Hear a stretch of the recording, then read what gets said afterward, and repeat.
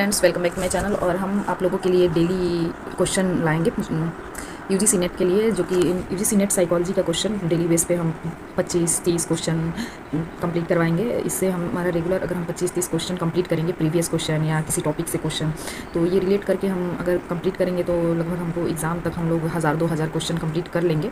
तो उस टाइम बस रिवीजन करना होगा, ज़्यादा हार्ड नहीं होगा। और ये साइकोलॉजी का क्वेश्चन है प्रीवियस ईयर का, यूजीसी नेट का 2020-21 का, जिसमें कि आपको पूरा प्रीवियस कंप्लीट करने के बाद हम फिर टॉपिक्स वाइज लाएंगे क्वेश्चन और सब कंप्लीट करवाएंगे। और ये यूजीसी नेट में ही नहीं, हमारा स्टेट एग्ज़ाम में भी काम आएगा और टीचर बीपीएससी टीचर में भी काम आएगा। तो साइकोलॉजी से रिलेटेड जितनी भी एग्ज़ाम है या सेट नेट जो भी है बेट, तो ये सब चीज़ों में आपको काम आएगा, क्योंकि प्रीवियस ईयर ही कहीं ना कहीं उसी टॉपिक से रिलेट करके हमारा जो भी क्वेश्चन बनता है। और यूजीसी नेट के ही सिलेबस से आगे जो भी क्वेश्चन हमारा बीपीएससी टीचर या स्टेट या बेट या किसी चीज़ में दे। तो आइए हम शुरू करते हैं। पहला क्वेश्चन कि त्वचा, आँखों और कानों से संवेदी सूचनाओं से संचार को केंद्रित स्नायु तंत्र तक ले जाने वाला स्नायु निम्न में से कौन से हैं? तो इसका हो जाएगा आंसर नंबर बी। और इसका व्याख्या नीचे दिया गया है कि देख सकते हैं कि त्वचा, आँखों और कानों से संवेदी सूचनाओं के संचार को केंद्रित स्नायु तंत्र तक ले जाने वाली अभिवाही है, क्योंकि इसमें संवेदी तंतु होते हैं। ये तंत्रिकाएं आवेग के संवेदग्राही अंगों संवेदी अंगों में मस्तिष्क तक मेरु रज्जु तक ले जाती है। तो इसका नीचे व्याख्या भी दिया है क्लियर कि कैसे इसका आंसर हुआ, और सबका ऐसे ही टॉपिक वाइज जो भी क्वेश्चन दिया है उसका नीचे पूरा क्लियर कर दिया है एक्सप्लेनेशंस। तो आइए सेकंड, किसी महिला को पता चलता है कि कंपनी में उच्च पद पर प्रोन्नति से वंचित किया गया है, वह शीघ्र ही अपने वास के कार्यकाल में जाती है और क्रोध प्रदर्शित करती है। यह निम्न में से किस उदाहरण है? तो यह उदाहरण है प्रतिगमन का, रिग्रेशंस का। तो इसका एक्सप्लेनेशंस, प्रतिगमन एक रक्षा तंत्र है जो अस्वीकार आवेगों को अधिक अनुकूल रूप से संभालने के बजाय विकास के पहले चरण में अस्थायी या दीर्घकालीन रूप से वापस ले जाती है।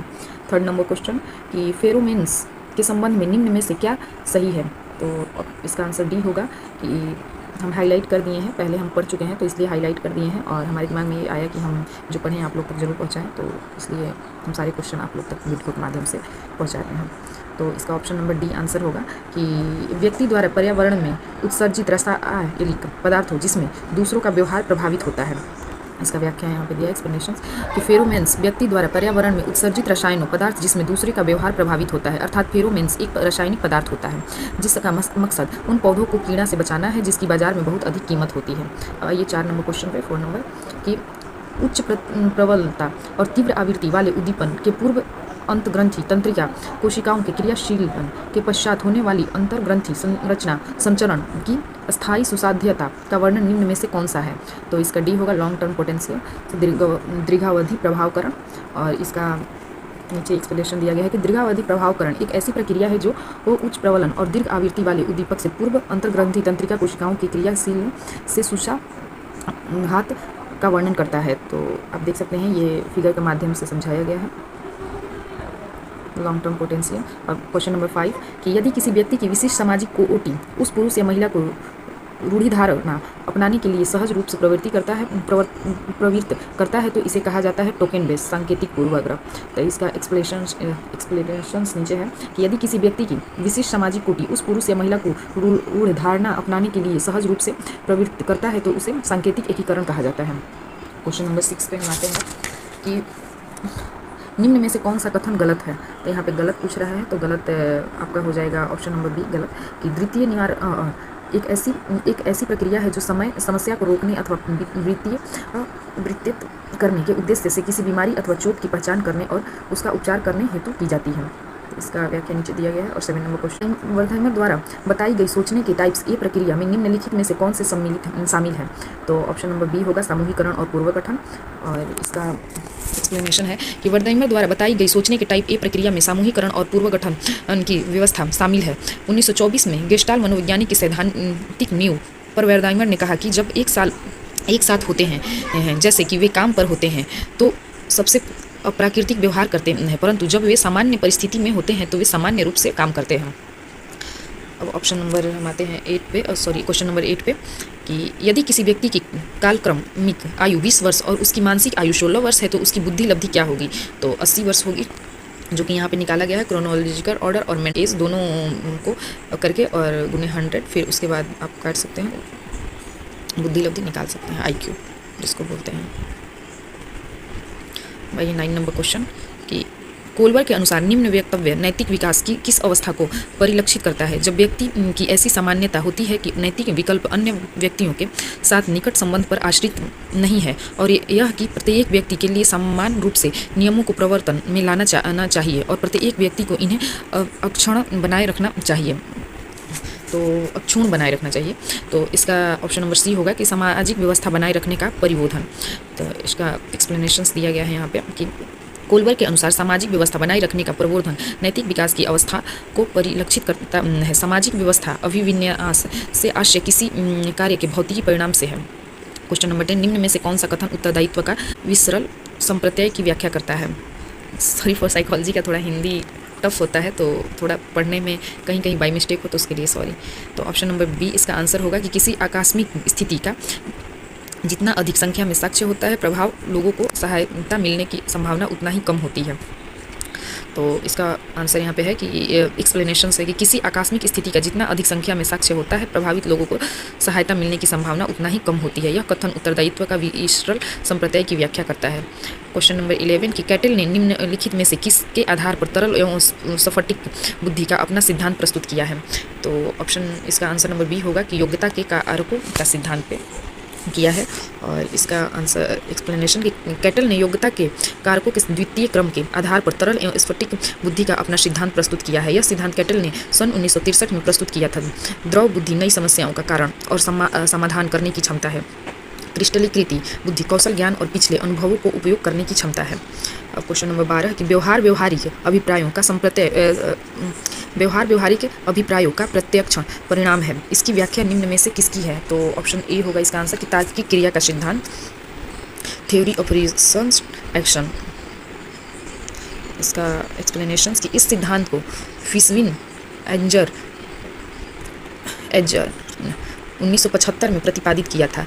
इसमें व्यक्ति लक्ष्यों को प्राप्त करने के लिए जो अभिवृत्ति एवं आत्मनिष्ठा मानक के आधार पर अपने व्यवहार को प्रकट करता है। तार्किक क्रिया एवं सिद्धांत का उद्देश्य मानव क्रिया के भीतर व्यवहार और व्यवहार के बीच संबंधों का व्याख्या करता है। इसका उपयोग मुख्य रूप से यह अनुमान लगाने के लिए किया जाता है कि व्यक्ति अपने पूर्व मौजूदा दृष्टिकोण और व्यवहार संबंधित इरादे के आधार पर कैसे व्यवहार करेगा। तो इसमें दिखाया गया है कि बिहेवियर, इंटेंशंस और एटीट्यूड, सब्जेक्टिव नॉर्म्स और बिहेवियर एक्सप्लेन किया गया है यहाँ पे। क्वेश्चन नंबर 13 कि सुकरात के ग्रीक दर्शन के अनुसार यूडेमोनिया के बारे में निम्न में से क्या सही है? तो इसका अर्थ है अच्छा जीवन व्यतीत करना अथवा समृद्धि। उनके द्वारा कहा कि सुकरात एक महान विख्यात यूनानी दार्शनिक सुकरात को सूफियों की भांति मौलिक शिक्षा और आचार द्वारा उदाहरण देना ही पसंद था। सुकरात के ग्रीक दर्शन में यूडोमोनिया का उल्लेख है, जिसका अर्थ है अच्छा जीवन व्यतीत करना तथा यह मात्र आनंद प्राप्त करने से कहीं अधिक है। क्वेश्चन नंबर 14 कि प्रसरण का बहुचरणीय विश्लेषण मोनोवा अनेक आश्रित परिवर्तन के निमित्त समूहवार तुलनात्मक अध्ययन के लिए सर्वाधिक उपयुक्त है। यह निम्न में से कौन से है? तो आंसर इसका बी होगा, संयत सह संबंधित चर। इसका एक्सप्लेनेशंस दिया गया है नीचे कि प्रसरण का बहुचरणीय विश्लेषण मनोवा अनेक आश्रित परिवर्ती के निमित्त समूहवार तुलनात्मक अध्ययन के लिए सर्वाधिक उपयुक्त है। यह संयुक्त सहसंबंध चर मॉडरेटली कोरिलेटेड कहलाता है। क्वेश्चन नंबर 15 निम्न में से किसने यह प्रस्ताव किया कि भिन्न भिन्न प्रतिमानों को उत्पन्न करते हैं और इन अलग अलग प्रतिमानों से अलग अलग संवेदनात्मक अनुभव होते हैं?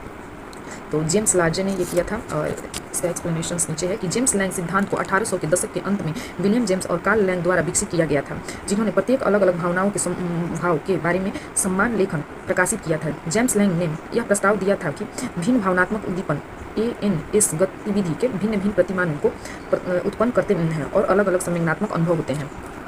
क्वेश्चन नंबर 16 कि किसी कार्य में प्रस्ताव में लगने वाले समय से कम समय लगेगा ऐसा सोचने की प्रवृत्ति कहलाती है? तो ऑप्शन इसका बी होगा सही कि प्लानिंग पॉलिसी, नियोजन, तर्क, सोच, दोष। इसका एक्सप्लेनेशंस कि किसी कार्य में प्रस्ताव में लगने वाले समय से कम समय लगना नियोजक तर्क 2 के अंतर्गत आता है। नियोजक तर्क 2 संज्ञानात्मक प्रेरक और सामाजिक उत्पन्न नियोजक भ्रांति है, जो इस बारे में भविष्यवाणी करती है कि भविष्य के कार्य को पूरा करने में कितना समय लगेगा तथा एक आशावाद पूर्वाग्रह प्रदर्शित करता है और आवश्यक समय को कम आंकता है। 17 नंबर क्वेश्चन निम्न में से कौन सा पार्किंसन रोग तथा हंटिंगटन रोग के बीच सही अंतर बताता है? तो इसका सी हो जाएगा और डी, और ये दिया गया है ऑप्शन नंबर बी कि सी और डी सही होगा। इसका पूरा एक्सप्लेनेशन है जो कि पार्किंसन अथवा पार्किंसोनिज्म का आरंभ आहिस्ता होता है। बहुत सारे मरीज में पार्किंसोनिज्म रोग की शुरुआत कंपन से होता है। इस रोग में हाथ पैर में जकड़न होती है, मरीज को भारीपन का एहसास होता है, जबकि हंटिंग की बीमारी एक दुर्लभ तथा विरासत से मिली बीमारी होती है जो मस्तिष्क में तंत्रिका कोशिकाओं के प्रगतिशील टूटने का कारण बताती है। हंटिंग की बीमारी किसी व्यक्ति की कार्यक्षम क्षमताओं पर प्रभाव डालती है। अंततः पार्किंसन रोग से भिन्न हंटिंग रोग को एक मजबूत आनुवंशिकी आधार है तथा पार्किंसन रोग तीव्र मनोभ्रम से संबंधित नहीं है, जबकि हंटिंग रोग का संबंध है। क्वेश्चन नंबर 18 पे आते हैं कि स्मृति जिसके बारे में समझा जाता है कि वह ऐसा ज्ञान, तथ्य, सूचना और विचार को सम्मिलित करती है जिसका शब्दों, तस्वीरों, चित्रों एवं चिन्हों के रूप में दोबारा स्मरण या विवरण कर सकते हैं, कहलाती है। तो ऑप्शन नंबर डी इसका आंसर होगा और इसका व्याख्या नीचे दिया गया है, आप पढ़ सकते हैं, पढ़ लीजिएगा। और 19 नंबर क्वेश्चन कि वह नौजवान जो घर छोड़ने के कुछ समय बाद अपने अधेड़ उम्र में माता पिता के घर रहने के लिए वापस आ जाते हैं, तो बूम रैंक बच्चे होते हैं। ऑप्शन सी आंसर होगा। इसका एक्सप्लेनेशन नीचे दिया गया है कि बूम रैंक बच्चे युवा अवस्था वयस्क बच्चे होते हैं जो स्वतंत्र रूप से रहने के बाद अपने माता पिता के साथ वापस चले जाते हैं। अक्सर बूम रैंक बच्चे आर्थिक कारणों से अपने माता पिता के पास लौट आते हैं, जैसे कम वेतन, कम बचत, उच्च ऋण या बेरोजगार। क्वेश्चन नंबर 20 की अधिगम के संज्ञानात्मक पहलुओं का अनुभव और अधिगम के संज्ञानात्मक पहलुओं के साथ सम्मेलन क्या कहलाता है? तो इसका आंसर नंबर सी होगा, संगामी शिक्षा, कॉन्फ्लुएंट एजुकेशन।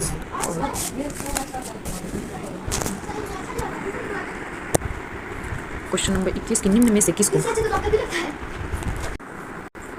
क्वेश्चन नंबर 21 कि निम्न में से किसको ऊष्म आर्थिकी भिन्नता के मूल्यांकन आयाम का उदाहरण नहीं माना जा सकता तो ऑप्शन बी होगा कि स्लो फास्ट, मंद और तीव्र। और इसका नीचे एक्सप्लेनेशंस है। और हम ये 22 नंबर क्वेश्चन पे आते हैं कि योग के संबंध में भारतीय दर्शन के किस मत में प्रकृति स्वयं पर परम सत्य के सिद्धांत के रूप में अलग रहती है और यह केवल पुरुष की परिस्थिति में क्रियाशील और सेवार्थ उपलब्ध रहती है? तो ऑप्शन नंबर बी वेदांत। तो ऑप्शन नंबर बी का एक्सप्लेनेशन योग के संबंध में भारतीय दर्शन सांख्य को महत्व देता है, जो कि यह बताता है कि प्राकृतिक स्वयं के परम सत्य के सिद्धांत के रूप में अलग रहती है और यह केवल पुरुष की उपस्थिति में क्रियाशील और सेवार्थ के लिए उपलब्ध रहती है। सांख्य भारतीय दर्शन का एक दैवत्ववादी आस्तिक विद्यालय है। सांख्य योग का लक्ष्य आत्म अथवा मनुष्य और पदार्थ का प्रकृति के बीच अंतर को महसूस करना है। क्वेश्चन नंबर 23 कि एक पीढ़ी से दूसरी पीढ़ी तक बुद्धि के कैटुंबक अंतरण के समरूप का निम्नलिखित में से किसमें अन्वेषण किया जाता है? तो ऑप्शन नंबर ए कि संयोजक विश्लेषण